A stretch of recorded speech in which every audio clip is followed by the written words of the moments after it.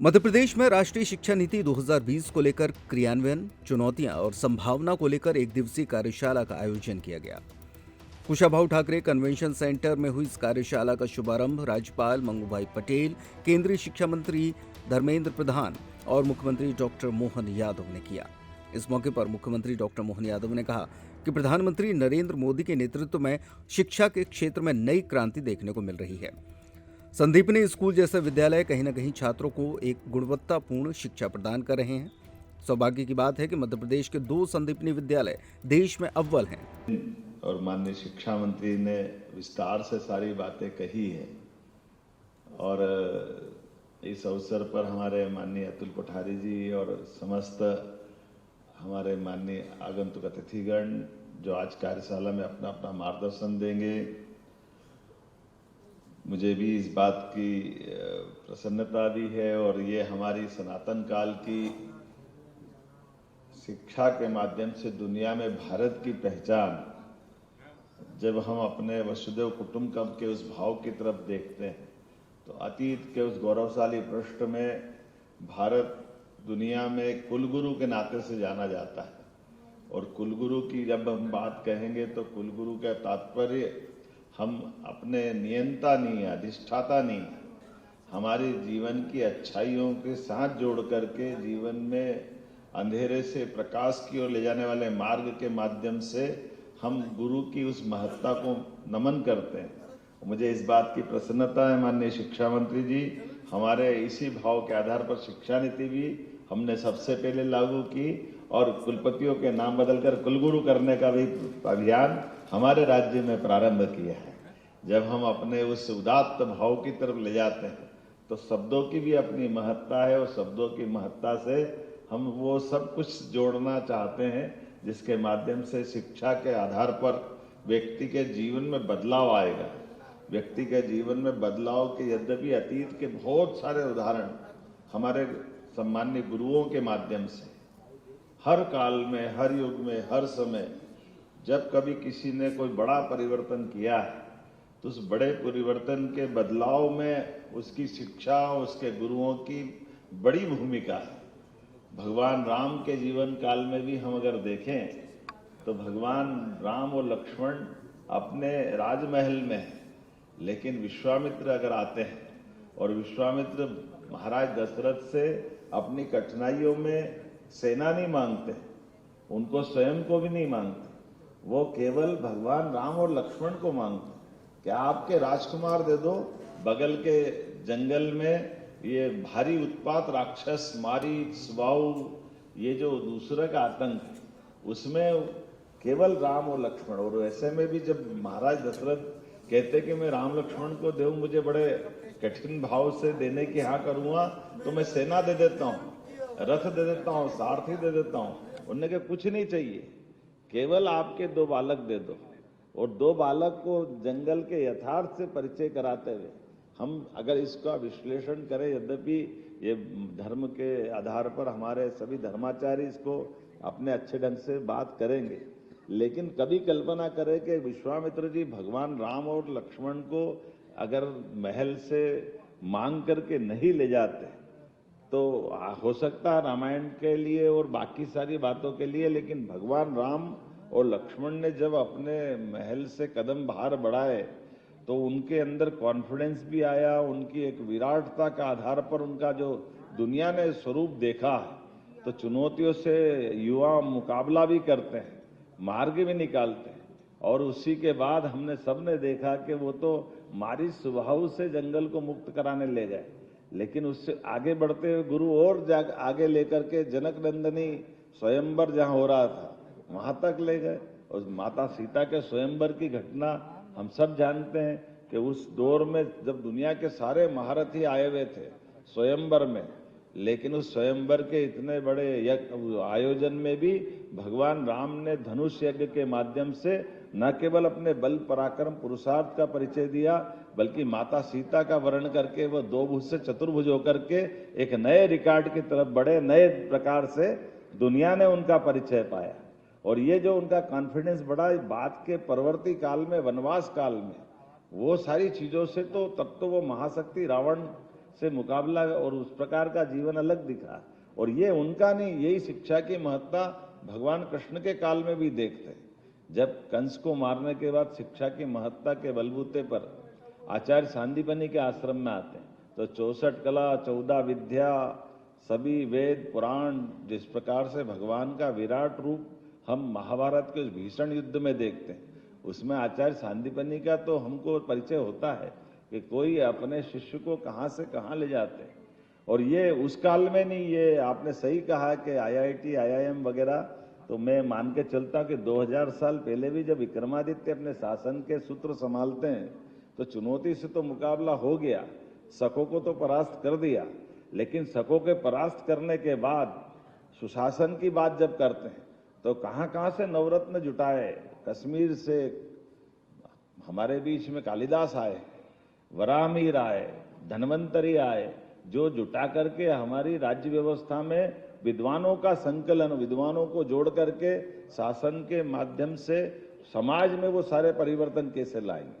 वैसे ही आपने राजा भोज की बात कही, हमारे संजय जी ने, भारत सरकार के अधिकारी, राजा भोज के उस शासनकाल में बनाया हुआ ये जो जल रचना की बात मालवा में हुई, ये बात सही है।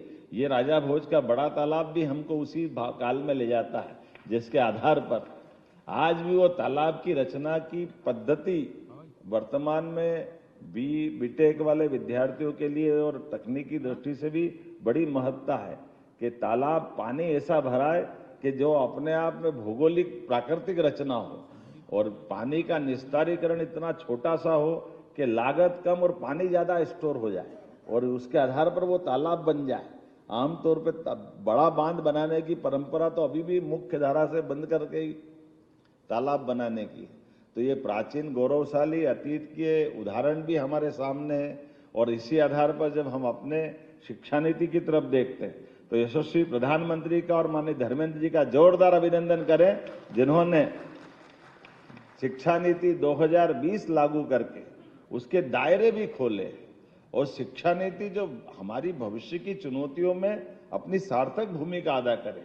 अपने शिक्षित होने के साथ उस परंपरा के आधार पर जिसने 200 साल तक अपने सारे विद्यार्थियों के दायरे बहुत सीमित कर दिए, एक विशेष नंबर का चश्मा लगा करके केवल कागज की डिग्री लेने के लायक शिक्षा नीति बन करके हमारी युवाओं के साथ जो अन्याय काम करने का काम अंग्रेजों ने किया, बाद के भी काल में कांग्रेस ने किया। मैं बड़े जवाबदारी के साथ कहना चाहूंगा कि आज की शिक्षा नीति में वो सारे दायरे खोले हैं जिसके आधार पर भारत दुनिया के अंदर अपनी बौद्धिक क्षमताओं के युवाओं के लिए एक उन्नत आकाश का मार्ग देता है। आओ आगे बढ़ो और सभी प्रकार के क्षेत्र में जो आपकी क्षमता योग्यता है सारे दायरे खोलकर बढ़ाने के लिए प्रेरित करता है। तो हमने अपनी शिक्षा नीति लागू करने के साथ अगर आगे बढ़े तो हमने PM एक्सीलेंस कॉलेज 55 खोले, जिसके आधार पर शिक्षा नीति के समेकित रूप से सभी प्रकार के वो सब विषय जोड़ करके जिसमें शिक्षा नीति को लागू करते हुए आगे बढ़ने का संकल्प किया। स्कूल शिक्षा के साथ उच्च शिक्षा में हमने विश्वविद्यालयों के भी लिए आज अपने भले ही ट्राइबल का बेल्ट हो, टंट्या मामा के साथ हमने खरगोन में विश्वविद्यालय दिया। तो 1857 के हमारे अमर योद्धा टंट्या मामा के साथ साथ हमने अपने गुना में भी विश्वविद्यालय खोलने का प्रयास किया।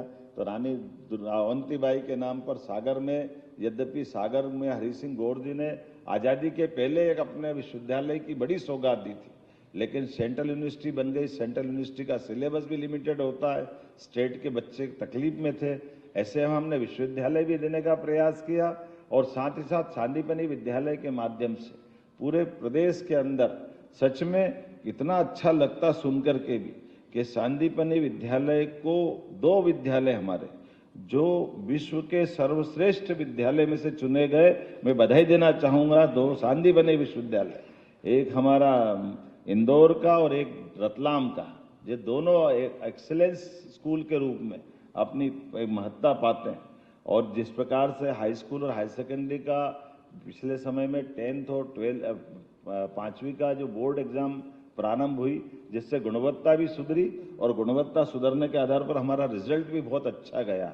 आज मैं जब अपनी तरफ देखता हूं तो 370 सांदीपनि विद्यालय बनके तैयार हुए हैं। मैं धन्यवाद अदा करूंगा माननीय शिक्षा मंत्री जी, दोपहर में हमारे सांदीपनि विद्यालय का निरीक्षण भी करने वाले हैं। मैं अभी से आपको बधाई देना चाहूंगा, ये बहुत अच्छा मॉडल मध्य प्रदेश सरकार की ओर से बना है। इसी के साथ साथ माननीय शिक्षा मंत्री ने लैपटॉप, स्कूटी, कोचिंग, साइकिल, कई प्रकार की चीज़ों को जोड़ते हुए विद्यार्थियों का उनका न केवल मनोबल बनाना बल्कि सरकार के साथ सहकार करते हुए सभी वर्गों की मदद करते हुए सरकार उस दिशा में आगे बढ़ रही है। हमने अपने सभी विश्वविद्यालयों के अंदर एनईपी की भावना के आधार पर बीएससी एग्रीकल्चर के विषय भी प्रारंभ किए। विश्वविद्यालय ये अलग अलग विश्वविद्यालय एक एक सब्जेक्ट लेके क्यों होना चाहिए, तो समेकित रूप से एक विश्वविद्यालय में वो सारी पढ़ाई होनी चाहिए। वो प्रारंभ में यही होता था, काल के प्रवाह में थोड़ा विसंगति हुई है। हमारी सरकार सब संशोधित करते हुए आगे बढ़ रही है। हमको इस तरह से ऐसे कई सारे विषय को हाथ में लेके आगे बढ़ रहे हैं। लेकिन सच में आज की ये कार्यशाला भविष्य की एक बड़ी भूमिका अदा करेगी। इस भावना के आधार पर मैं पुनः अपने शिक्षा मंत्री का अभिनंदन करता हूं और कुल मिलाकर के इस कार्यशाला के मूल उद्देश्य को यह कार्यशाला प्राप्त करेगी, अपने मध्य प्रदेश के लिए नींव का पत्थर साबित होगी। मेरी अपनी ओर से बहुत बहुत वंदन, अभिनंदन, धन्यवाद। भारत माता की जय। वहीं उच्च शिक्षा मंत्री इंदर सिंह परमार ने कहा कि कार्यशाला के माध्यम से विशेषज्ञ शिक्षा के क्षेत्र में संभावना और चुनौतियों पर चर्चा करेंगे। मैं मध्य प्रदेश शासन को, विशेष करके मुख्यमंत्री श्री डॉक्टर मोहन यादव जी को, हमारे दोनों शिक्षा मंत्रियों को धन्यवाद देता हूं। राष्ट्रीय शिक्षा नीति की इम्प्लीमेंटेशन में, क्रियान्वयन में ये 5th ईयर है, 5वीं साल है। Madhya Pradesh national education policy को क्रियान्वयन करने में अग्रणी राज्य रहा। प्रारंभिक दिनों में तुरंत इसको समझना, डिकोडिंग करना, उसकी जो अपेक्षा है उस हिसाब से खुद को बदलना मध्य प्रदेश ने आगे काम किया है। पिछले 4.5 साल में अनेकों अच्छे प्रयोग मध्य प्रदेश में हुई है, जिसकी प्रतिफलन भी धीरे धीरे आने लगा है। आने वाले दिनों में मध्य प्रदेश की जो युवा आबादी है, अभी मैंने एक तथ्य रखा, मध्य प्रदेश की अगर अनुमानित आबादी लगभग 9 करोड़ है अभी के एक प्रोजेक्टेड रूप में, उसमें 25 साल की उम्र की आबादी लगभग आधे हैं। उनको 21वीं सदी के लिए तैयार करना, उनको एक वैश्विक नागरिक बनाना, जिम्मेवार बनाना, जो भारतीय विचार परंपरा के आधारित हो और वैश्विक दृष्टिकोण हो, जो एनईपी ने कहा रूटेड बट फ्यूचरिस्टिक, इस प्रकार की तैयारी मध्य प्रदेश कर रहा है। मध्य प्रदेश की स्कूली एजुकेशन से लेके हायर एजुकेशन तक भारतीय भाषा, भारतीय ज्ञान परंपरा, भारत की आवश्यकता, भारत की अर्थनीति, युवकों को नौकरी की बजाय नौकरी देने की मनस्थिति तक ले जाना, कई प्रकार के उपक्रम मध्य प्रदेश शासन कर रहा है। ये बधाई की पात्र है। डॉक्टर मोहन यादव जी के नेतृत्व में अच्छे काम हो रहा है। प्रधानमंत्री नरेंद्र मोदी जी की जो दृष्टिकोण है 2047 तक भारत को विकसित बनाना, मध्य प्रदेश विकसित होने से ही भारत विकसित होगा, शिक्षा विकसित होने से ही मध्य प्रदेश विकसित होगा। मैं प्रशंसा करता हूं। फिर मैं आज आभार प्रकट करता हूं महामहिम राज्यपाल जी का, उन्होंने भी इस 1 दिवसीय कार्य समिति को उद्घाटन करने हेतु। छतरपुर का रावत स्टोर इस वैवाहिक सीजन पर लेकर आया है ऑफर्स की भरमार। ब्रांडेड बर्तनों के साथ साथ ढेर सारे उपहार, अमेरिकन टूरिस्टर, सफारी, वीआईपी जैसी ब्रांडेड कंपनियों के बैग्स पर पाएं 50 से 80% तक का डिस्काउंट। 3 पीस का ट्रॉली बैग सिर्फ 5,500 रुपए में। 101 पीस से लेकर 151 पीस तक के दुल्हन किचन सेट की विशाल रेंज ऑफर्स रेट पर उपलब्ध है। शादी विवाह के लिए स्टील, पीतल, तांबे और कांसे के बर्तनों की विशाल रेंज आकर्षक दामों पर उपलब्ध है। शादी विवाह में दिए जाने वाले गिफ्ट आइटम का अनूठा संग्रह, इसके साथ ही मिट्टी के बर्तन, ग्लासवेयर आइटम, क्रॉकरी और प्लास्टिक आइटम की आकर्षक रेंज हार्डवेयर और होम अप्लायंसेस पर भी उपलब्ध है। तो रावत स्टोर्स पर आइए और पाइए शादी की खरीदारी का किफायती मौका। फ्री होम डिलीवरी भी उपलब्ध है। अधिक जानकारी के लिए हमें व्हाट्सएप कॉल या इंस्टाग्राम पर फॉलो कर सकते हैं। हमारा पता है रावत स्टोर्स, चौक बाजार, पुराना उपभोक्ता भंडार, छतरपुर।